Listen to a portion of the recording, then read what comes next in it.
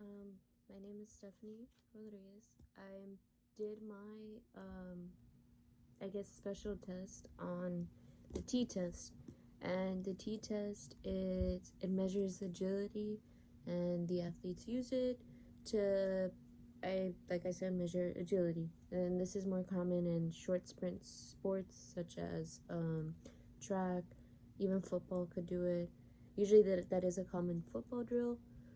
Basketball could do it. Any sport basically that does short distance, baseball, softball, like I said, track, short sprints, any sport. Mainly just to measure your agility. So you will need.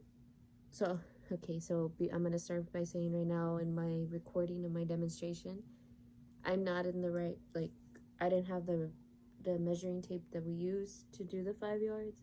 Also, I don't have cones. I did what I best could because I mean, we're still kind of like on lockdown, or not lockdown, but stay at home. So I didn't go buy cones. I used paper balls. But yeah, like I said, like in my demonstration, I'm gonna just tell y'all right now, it's not the distance. It's sort of kind of what it needs to be. But yeah, but you do need a tape measure that measures at least 5 yards to each marker. You will need cones, or like I said, if you're doing it at home and just trying to stay in shape right now, paper would work. I mean, other than like the wind kind of blew it right now. But yeah, you will. That's basically it. Like you really don't need anything else. Like that's all you need. This it meant, how do I say this?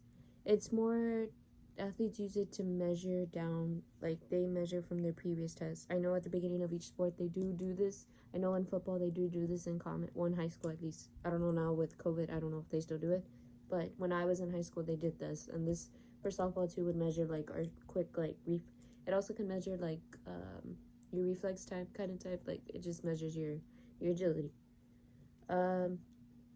The common errors, like I said, like mine was the distance between the cones. It could be wrong. That's why I suggest use a tape measure before anything. Sometimes athletes forget to touch the base of the cones, so that's why some of those tests don't get counted, because they're not touching it. And plus they don't touch it with the proper hand. There is a proper hand way to do it. And athletes will forget how to shuffle. To actually properly shuffle, like from the left to the right, they do forget to do that. Yeah, that's pretty much all the common errors that also like the shuffle, like they run or they forget to shuffle back. I know in the last rule, when you're shuffling back, you have to shuffle back. Like you can't just turn around and run. And yeah, so the rules are, I guess I should show this diagram. Hold on. So I'm gonna use this diagram to explain the rules kind of type. So this is my best diagram, I guess you could say. I know in athletics we used to do this all the time. The coaches would draw it just to get a visual picture of it. So the first rule is you begin here at point A. The athlete will start here. The second rule is you sprint to point B. So from point A to point B, you're going to sprint and you're going to touch it with your right hand. Okay, so you'll touch that base of the cone with the right hand. In my demonstration, I had paper, and I didn't touch it, so that's my fault. But you are supposed to touch it. You're supposed to sprint and touch it at the top. So then when you go to the left side, you're going to shuffle from point B to point C, and you will touch the base of the cone with your left hand. So you'll sprint, touch here with your right hand, shuffle to the left, touch it with your left hand. From point C, then you'll shuffle to the right and touch point D. You won't stop here. You go straight into point D. You'll touch it with your right hand. You'll touch the base of the cone with your right hand. So then sprint, shuffle left, touch. Sprint, touch with your right hand, shuffle to the left, touch with your left hand. Shuffle to the right and touch with your right hand. Then you're going to shuffle back to the left to point B, touch it with your left hand, and once you do that, you run backwards to point A.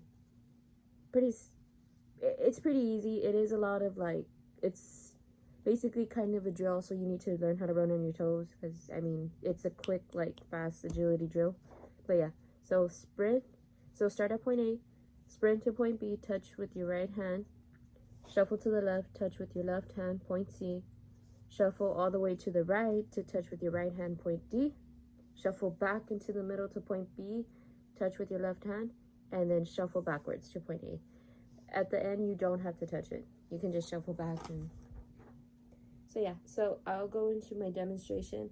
Like I said, it's really quick because I didn't do the 5 yards, and plus my yard wasn't big.